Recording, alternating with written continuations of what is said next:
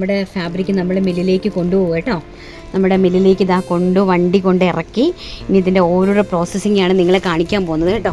അതാണ് നമ്മൾ കാണേണ്ട, ലോകം അറിയേണ്ട കുറച്ച് കാര്യങ്ങളുണ്ട്.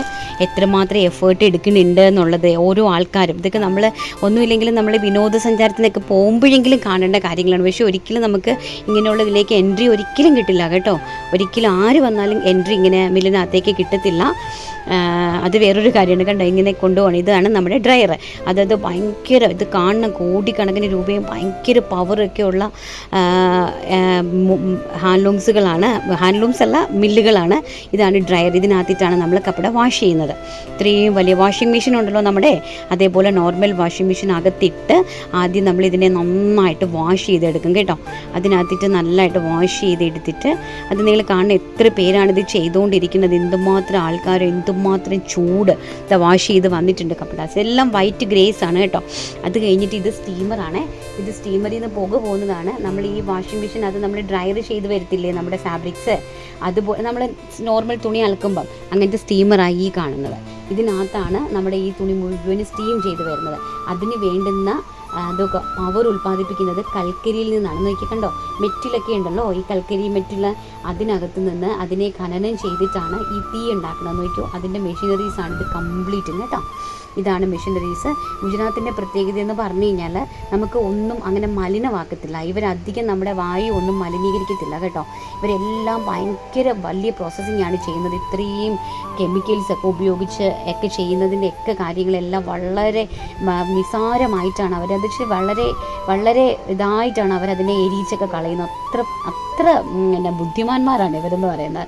കാരണം കൽക്കരിക്കകത്തുനിന്ന് നമ്മളത് ഉണ്ടാക്കിയെടുത്ത് ആ മെഷീനകത്തോട്ട് മെറ്റിൽ കയറ്റിയിട്ട് അതിനെ തന്നെ ഈ മെഷീനകത്തോട്ടാണ് മെറ്റിൽ കയറ്റിയിടുന്നത്. ഇതിനകത്ത് കയറ്റിയിട്ടിട്ടാണ് അതിനെ ഇങ്ങനെ റൗണ്ട് ചെയ്തിട്ട് നമുക്ക് തീ ഉണ്ടാക്കുന്നത് അവർ. അതായത് ഈ മില്ല് വർക്ക് ചെയ്യാൻ ആവശ്യമായിട്ടുള്ള ഗ്യാസ് അത് സ്വന്തമായിട്ട് ഉൽപ്പാദിപ്പിച്ചെടുക്കുക. കണ്ടോ, ഈ മെഷീനകത്തൊക്കെ നമ്മൾ വീണ തീർന്നു കേട്ടോ.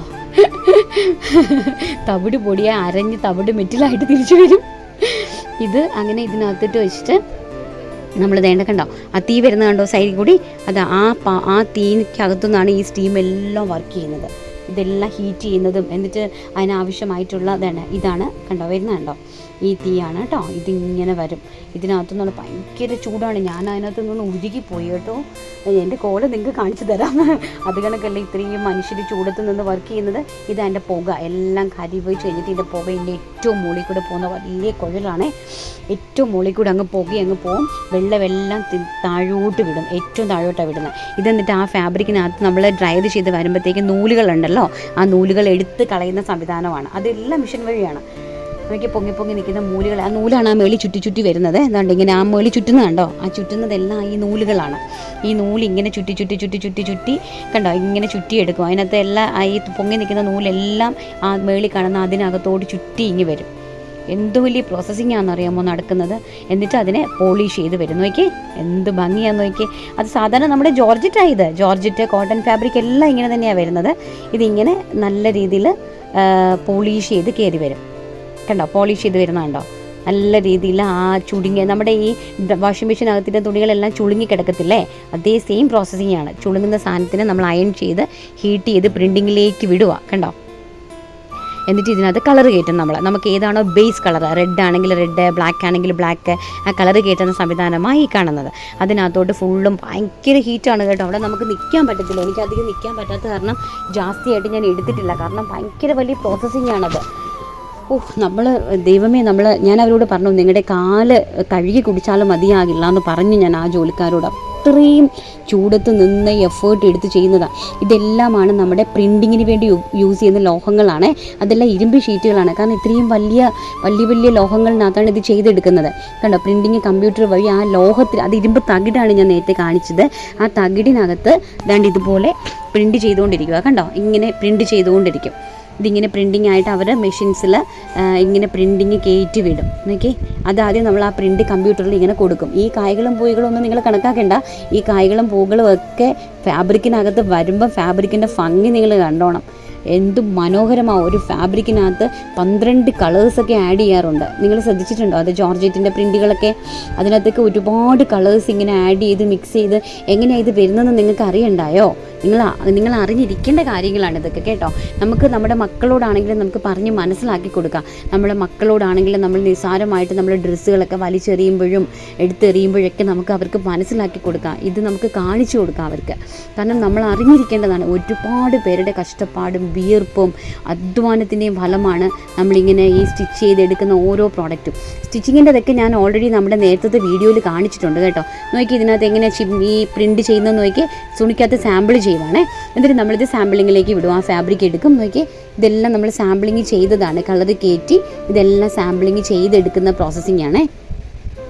കണ്ടോ, ഇതൊക്കെ നമ്മുടെ ടോപ്പ് ബോട്ടം ഇല്ലേ, അതിൻ്റെ ബോട്ടത്തിൻ്റെ സിക്സാക് ഡിസൈൻ ആയത്, കോട്ടൺ ടോപ്സിൻ്റെയൊക്കെ ബോട്ടത്തിൻ്റെ സിക്സാക് ഡിസൈൻ. ഇതിന് ടോപ്പിൻ്റെത് വേറെ ഐറ്റംസ് ആണ്, അത് ചെയ്തുകൊണ്ടിരിക്കുക.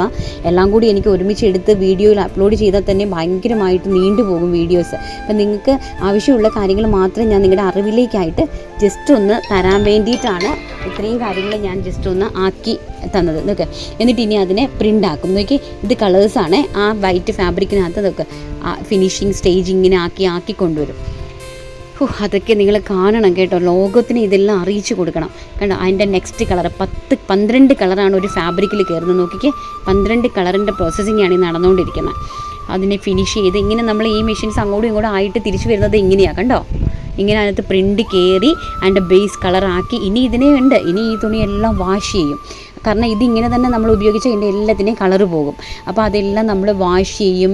അതൊക്കെ ഒന്ന് കാണേണ്ട സംഭവങ്ങളാണ് കേട്ടോ. അയ്യോ, അതൊക്കെ നമ്മുടെ മക്കൾക്ക് പഠിപ്പിച്ച് കൊടുക്കേണ്ട ഓരോരോ കാര്യങ്ങളും ഉണ്ട് ഇതിനകത്ത്. നമ്മൾ ചിലപ്പം സ്കൂളിൽ നിന്നൊക്കെ നമ്മൾ വിനോദയാത്രയൊക്കെ പോകാനായിട്ട് നോക്കത്തില്ലേ, പക്ഷെ അങ്ങനെയൊന്നും ഇതിനകത്ത് കയറ്റത്തില്ല. മില്ലിനകത്തൊന്നും ഒരിക്കലും കയറ്റത്തില്ല. ഇങ്ങനെയാണ് കണ്ടോ, ഇത്രയും വലിയൊരു പ്രോസസ്സിങ്ങാണ് അതിനകത്ത് ചെയ്ത് അത് തുണികൾ അതിൻ്റെ പ്രിൻ്റായിട്ട് ആ ഫാബ്രിക് പ്രിൻ്റായിട്ട് ഇറങ്ങും. ഇങ്ങനെ ഇത് നോക്കി എനിക്ക് ആ പയ്യനോട് ഭയങ്കര ഒരു അനുകമ്പം തോന്നി. അവനങ്ങ് ചിരിച്ചു. ഞാൻ പറഞ്ഞു, നീ ചിരിക്കടാ, എന്തിനാണ് ഇങ്ങനെ ദുഃഖിച്ചിരിക്കണേ, ഈ ചൂടൊക്കെ ഒരു ദിവസം മാറി നിനക്ക് നല്ലൊരു നിലയിലെത്തും. അപ്പോൾ അവൻ എനിക്ക് നന്ദിയൊക്കെ പറഞ്ഞു കേട്ടോ. ഞാൻ അവൻ്റെ തലയിലൊക്കെ ഒന്ന് തടവിക്കൊടുത്തു. പാവം, എനിക്കങ്ങ് സങ്കടം വന്നു പോയി. കാരണം നമ്മുടെ മക്കളെ പോലെയല്ലേ അവരെല്ലാവരും ഇതുപോലെ കഷ്ടപ്പെടുന്നതല്ലേ, ഇവരെല്ലാം അധ്വാനിക്കുന്നത് കൊണ്ടല്ലേ നമുക്കിങ്ങനെ നല്ല നല്ല ഡ്രസ്സുകളൊക്കെ കിട്ടുന്നത്, നമ്മളത് സ്റ്റിച്ച് ചെയ്തെടുക്കുന്നത്, നമ്മൾ ആ ഫാബ്രിക് കിട്ടുന്നത്, നമുക്ക് ഇഷ്ടമുള്ള രീതിയിൽ നമുക്ക് സ്റ്റിച്ച് ചെയ്യാൻ പറ്റുന്നത് അല്ലേ. അതൊക്കെ നമ്മുടെ ഉള്ളിൽ നമ്മളൊന്ന് ചിന്തിച്ച് നോക്കിക്കേ, എന്തുമാത്രം നമ്മൾ എപ്പോഴെങ്കിലും നിങ്ങൾ ആരെങ്കിലും ഇതൊക്കെ ചിന്തിച്ചിട്ടുണ്ടോ? നമ്മൾ ഈ ഉടുക്കുന്ന വസ്ത്രങ്ങളൊക്കെ നമുക്ക് എങ്ങനെയാണ് ഈ ഡ്രസ്സ് കിട്ടുന്നത്, അല്ലെങ്കിൽ എങ്ങനെയാണ് അതിൻ്റെ പിന്നിലുള്ള പ്രവർത്തനങ്ങൾ ആരെങ്കിലും ചിന്തിച്ചിട്ടുണ്ടോ? നമുക്കിവിടെ ചിന്തിക്കാൻ നേരമല്ലേ. നമ്മൾ കടയിൽ പോകണു, ചോദിക്കുന്ന വില കൊടുത്ത് വാങ്ങിക്കുന്നു. ചിലരതിനെ അവരുടെ കച്ചവടക്കാരുടെ ലാഭം മാത്രം നോക്കിക്കൊണ്ട് വളരെയധികം ചീപ്പായിട്ട് അവരെന്തോ വലിയ സംഭവമാണ് ചെയ്യുന്നതെന്ന് ലോകത്തെ മുഴുവൻ അറിയിക്കാൻ വേണ്ടിയിട്ട്, കേരളത്തിൽ അവർ മാത്രമേ ബിസിനസ് ചെയ്യുന്നുള്ളൂ എന്ന് കാണിക്കാൻ വേണ്ടിയിട്ട് വളരെയധികം ചീപ്പായിട്ട് വിൽക്കുന്നു. ഒരു വിലയും കൽപ്പിക്കാതെ അതിനെ വിൽക്കുന്നു. ഇങ്ങനെയൊക്കെ എന്തുമാത്രം ആൾക്കാരുണ്ടല്ലേ. അതങ്ങനെ നമ്മുടെ ഫാബ്രിക്സ്, ഇത് വേറെ ഫാബ്രിക്കാണ് കേട്ടോ. ഇത് ജോർജറ്റാണ്. ഇത് ഇങ്ങനെ പ്രിൻ്റഡായിട്ട് വന്നിട്ടുണ്ട്. ഇനി ഇത് വാഷിംഗ് പ്രോസസ്സിങ്ങിലേക്ക് പോകും. കണ്ടോ, ഇതെങ്ങനെയാണ് ഇതുപോലെ പോയിട്ട് ഒരു വലിയൊരു കുഴൽ വഴി നേരെ താഴേക്ക് പോവേ. കണ്ടോ, അറ്റ് എ ടൈം 3 പ്രിൻ്റ് കയറുന്ന കണ്ടോ കുഴലിലേക്ക്. ഇതിങ്ങനെ കയറും. ഇതിങ്ങനെ കയറിയിട്ട് താഴെ എത്തിയിട്ട് അത് നന്നായിട്ട് വാഷ് ചെയ്ത് വരും. വാഷ് ചെയ്തില്ല എന്നുണ്ടെങ്കിൽ നമുക്ക് കളർ പെട്ടെന്ന് പോകും. കണ്ടോ, ഇത് കണക്ക് 3 പ്രാവശ്യം വാഷിങ്ങിൽ കയറുക. കപ്പട മീൻസ് ഫാബ്രിക്, തുണി. അതിങ്ങനെ നോക്കി ഇങ്ങനെ വാഷിംഗ് പ്രോസസ്സിങ്ങിലേക്ക് കയറും. കണ്ടോ, എന്ത് ആൾക്കാരാണ് വാഷിംഗ് ചെയ്യുന്നതെന്ന് കണ്ടോ. ഇതെല്ലാം നിങ്ങളെ അറിയിക്കണമെന്ന് എനിക്ക് ഭയങ്കര ആഗ്രഹമായിരുന്നേ. അതുകൊണ്ടാണ് ഞാനിങ്ങനെ ഒരു ഡീറ്റെയിൽ വീഡിയോ ഇട്ടത്. കണ്ടോ, എന്തുമാത്രം പയ്യന്മാരെ ചൂടത്ത് നിന്ന് ഓരോരോ കാര്യങ്ങൾ ചെയ്യുന്നത്. ചൂടുവെള്ളവും പച്ചവെള്ളവും കൂടെ മിക്സ് ചെയ്തിട്ടാണ് ഇവർ വാഷ് ചെയ്യുന്നത് കേട്ടോ. എന്നാലേ ഇത് നമ്മളിങ്ങനെ ഫ്യൂസിങ് ചെയ്തെടുക്കണം. ഇങ്ങനെ ഫ്യൂസിങ് ചെയ്തെടുത്തില്ല എന്നുണ്ടെങ്കിൽ നമ്മൾ നേരെ കളർ കംപ്ലീറ്റ് പോകും. നമ്മൾ ഈ ആഡ് ചെയ്ത കളർ മൊത്തം പോകും. അത് ഹീറ്റ് ചെയ്ത് ഇതുപോലെ ഫ്യൂസ് ചെയ്തെടുക്കും. കണ്ടോ, വന്ന് വീഴുന്ന കണ്ടോ, എന്ത് രസമെന്ന് നോക്കി. ലക്ഷക്കണക്കിന് മീറ്റർ ആ ഫാബ്രിക് കേട്ടോ. ഒറ്റ പ്രിൻറ്റിൽ തന്നെ മിനിമം ക്വാണ്ടിറ്റി 25,000 വേണം. 25,000 മീറ്റർ ഒറ്റ പ്രിൻറ്റിൽ വേണം, എങ്കിലേ ഇങ്ങനെയൊക്കെ ചെയ്യാനായിട്ട് പറ്റുള്ളൂ. കണ്ടോ, അത് വന്നിങ്ങനെ ഭംഗിയായിട്ട് എന്ത് പ്രിൻറ്റുകൾ കണ്ടോ, എന്ത് മനോഹരമായ പ്രിൻറ്റുകളൊക്കെ ചെയ്തെടുക്കുന്നതെന്ന് കണ്ടോ. അത് ചെയ്ത് വരുമ്പോൾ ഇങ്ങനെ ഇരിക്കും. നമ്മൾ കാണുമ്പോൾ അറിയാമോ ഇത് എങ്ങനെ ഇത് വരുന്നതെന്നുള്ള കാര്യം നമ്മൾ ആരെങ്കിലും ചിന്തിച്ചിട്ടുണ്ടോ? ഇത് കളറ് പോകാതെ ഫ്യൂസ് ചെയ്ത് വരുന്നതാണ്. ഇനി ഇത് അയൺ ചെയ്ത് വരും. ഇനി ഇത് അയണിങ്ങിലേക്ക് പോകും. ആ പ്രോസസ്സിങ് ഇപ്പോൾ വരുന്നുണ്ട് കേട്ടോ. ഇതിങ്ങനെ ഫ്യൂസ് ചെയ്ത് ഇറങ്ങുന്നതാണേ. അയണിങ്ങിൻ്റെ അടുത്ത് ഞാനൊന്ന് കയറി നിന്ന് കേട്ടോ. എൻ്റെ കോലം നിങ്ങൾ കണ്ടോണം. അയ്യോ, ചൂടെടുത്തിട്ട് ഞാനങ്ങ് കരുവാളിച്ച് പോയി അതിനകത്ത് നിന്ന്. ഇതിങ്ങനെ അയൺ ചെയ്യുക കേട്ടോ. ഇതാ മേളിലത്തെ ആ കണ്ണ് തൂണുകളുണ്ടല്ലോ, അതാണ് അയണിങ് എന്ന് പറയുന്നത്. അതായത് സ്റ്റീമാണ്. അത് കംപ്ലീറ്റ് തിളച്ച് നിൽക്കുന്ന പൈപ്പുകളാണ്. ആ കണ്ടോ എൻ്റെ കോലം കണ്ടോ. ഞാൻ നിന്നെങ്കിൽ എടുക്കുക, കാരണം ആ കാറ്റത്തും എല്ലാം കൂടി നമ്മുടെ മുടിയും പറന്ന് നമ്മൾ കറുത്ത് കരുവാളിച്ച് നിൽക്കും. കാരണം അത്ര ചൂടാണ്, അത്രയ്ക്ക് നമുക്ക് താങ്ങാൻ പറ്റാത്ത ചൂടാണ് കണ്ടോ. എന്നിട്ട് ആ സാധനം ഇങ്ങനെ ഫ്യൂസ് ചെയ്ത് കണ്ടോ, അയൺ ചെയ്ത് പാക്ക് ഇങ്ങനെ പൾട്ടിയായിട്ട് വന്ന് വീഴുന്നത് കണ്ടോ. അയൺ ചെയ്തിട്ട് അതിങ്ങനെ വരുക ഫൈനൽ സ്റ്റേജ്. എല്ലാം കഴിഞ്ഞിട്ട് നമ്മുടെ ഫൈനൽ എന്തൊരു ഭംഗിയാണെന്ന് നോക്കിയേ കണ്ടോ. ഇനി ഇവന്മാരവിടെ ഇരുന്ന് പാവ എണ്ണിന്നൊക്കെ 100 മീറ്റർ ആണെന്ന് തോന്നുന്നു കേട്ടോ. ഞാൻ അവനോട് ചോദിച്ചേട്ടാ ഒന്ന് കാണിച്ചേ, 107 മീറ്റർ അവൻ കെട്ടുക. അത് ഇങ്ങനെ സെറ്റ് ചെയ്തിട്ട് അത് ബണ്ടിലാക്കി ഇങ്ങനെ ചിലത് 100 മീറ്റർ, ചിലത് 102 മീറ്റർ, അങ്ങനെ കെട്ടി ബൾക്കായിട്ട് വെച്ചിട്ട് നേരെ നമ്മുടെ ആർക്കിറ്റി മാർക്കറ്റ് എന്നല്ല, റിംഗ് റോഡിലുള്ള സകല ഷോപ്പുകളിലേക്കും ഇതിൻ്റെ അങ്ങനെ 100 മീറ്റർ വെച്ചിട്ട് ഓരോരോ ഷോപ്പുകാർ വന്ന് പർച്ചേസ് ചെയ്യും. അതായത് ചിലർ വന്നിട്ട് 25,000 മീറ്റർ ഒരുമിച്ച് പർച്ചേസ് ചെയ്യും, ചിലർ 50,000 മീറ്റർ പർച്ചേസ് ചെയ്യും, ചിലർ 1 lakh മീറ്റർ പർച്ചേസ് ചെയ്യും. അങ്ങനെ പർച്ചേസ് ചെയ്യുന്ന സാധനങ്ങൾ ഇതുപോലെ നമ്മൾ ഇങ്ങനെ 100 മീറ്റർ ആയിട്ട് കെട്ടി 4 കളർ സെറ്റായിട്ട് ബണ്ടിലാക്കി ഓരോരോ ദുക്കാനിലേക്ക്, അതായത് നമ്മുടെ റിംഗ് റോഡിലുള്ള ലക്ഷക്കണക്കിന് ഷോപ്പുകളിലേക്ക്. റിംഗ് റോഡിനകത്ത് മാർക്കറ്റ് എന്ന് പറഞ്ഞു കഴിഞ്ഞാൽ ഒരു മാർക്കറ്റിൽ തന്നെ 5,000-6,000 ഷോപ്പുകളാണ്. ആ ഷോപ്പുകളിലേക്ക് എല്ലാം ഈ ഫാബ്രിക്സ് പോകുക കണ്ടോ. ഇങ്ങനെ എന്ത് മനോഹരമായിട്ടുള്ള പ്രിൻറ്റുകളിലേക്ക് ഇത്രയും പേരുടെ കഷ്ടപ്പാടും ഇത്രയും പേരുടെ വിയർപ്പും അധ്വാനവും എന്ത് ഭംഗിയാണെന്ന് നോക്കി ഓരോ പ്രിൻറ്റുകൾ. ഇതിനെയൊക്കെ നമ്മൾ സ്റ്റിച്ച് ചെയ്ത് കൊണ്ടുവന്നിട്ട് എങ്ങനെയാണ് നമ്മൾ നിസ്സാരമായിട്ട് ഇങ്ങനെ ചെയ്യാൻ കഴിയുന്നതെന്ന് ചോദിച്ചു കഴിഞ്ഞാൽ എനിക്ക് ഒരിക്കലും മനസാക്ഷിക്ക് വിരുദ്ധമായിട്ടുള്ള കാര്യങ്ങളാണ് ചെയ്യുന്നത്. മനസാക്ഷിക്ക് അങ്ങേയറ്റം വിരുദ്ധമായിട്ടുള്ള കാര്യങ്ങളാണ് ചില ആൾക്കാർ ചെയ്യുന്നത് കേട്ടോ. നോക്കി എന്ത് മനോഹരമായ പ്രിൻ്റാണ്. ഈ ഇത്രയും ചെയ്ത് വരുന്ന ഫാബ്രിക്കാണ് നമ്മൾ കട്ട് ചെയ്ത് ഡിസൈൻ ചെയ്ത് സ്റ്റിച്ച് ചെയ്ത് പാക്ക് ചെയ്ത് അയൺ ചെയ്ത് പാക്ക് ചെയ്ത് സെറ്റ് ചെയ്ത് നമ്മുടെ കടകളിൽ നിങ്ങളുടെ കൈകളിലേക്ക് എത്തിച്ചു തരുന്നത് കണ്ടോ. എന്ത് ഭംഗിയാണെന്ന് നോക്കി. ഇതൊക്കെ ഓരോരോ ഫാബ്രിക്സ് ഇങ്ങനെ സെറ്റ് ചെയ്ത് വെച്ചിരിക്കുന്നതാണ് കേട്ടോ. എനിക്കത് കണ്ടിട്ട് ഞാൻ അവന്മാർക്കെല്ലാം ബിരിയാണി വാങ്ങിക്കാൻ കാശൊക്കെ കൊടുത്തു കേട്ടോ ഇന്ന്. കാരണം എനിക്ക് ഹൃദയം പൊട്ടിപ്പോയി. എനിക്ക് ഹൃദയമുള്ളവരാരും നിൽക്കില്ല കേട്ടോ, അത് ഉറപ്പെന്ന് പറഞ്ഞാൽ 100% ഉറപ്പ്. നിങ്ങളെല്ലാവരും എനിക്ക് ലോകത്തെ മുഴുവൻ അറിയിക്കണമെന്നുണ്ടായിരുന്നു. അപ്പോൾ അവർക്ക് ഇതെല്ലാം കഴിഞ്ഞിട്ട് ഞാൻ എല്ലാവരോടും ബൈ പറഞ്ഞ് പുറത്തേക്ക് ഇറങ്ങി. എല്ലാവർക്കും ഭയങ്കര സന്തോഷമായിരുന്നു. ഞാൻ എൻ്റെ മാനേജർക്ക് 5,000 rupees ഒക്കെ കൊടുത്ത് ബിരിയാണി വാങ്ങിക്കാനായിട്ട് അങ്ങനെ ഞാൻ പുറത്തേക്ക് വന്നു.